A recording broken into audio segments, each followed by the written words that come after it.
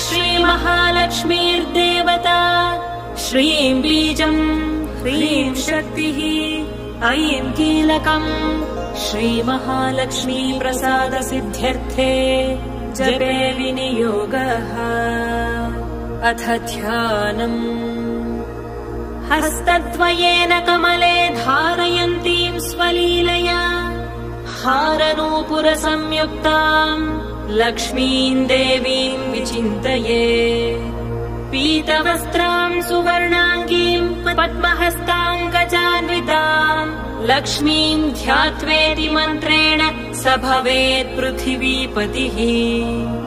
मातुलिङ्गम् गदाम् खेटम् पानपात्रम् च बिभ्रतीम् नागम् लिङ्गम् च योनिम् च बिभ्रतीम् चैव मूर्धनि। वन्दे लक्ष्मीम् परशिवमयीम् शुद्धजाम्बूनद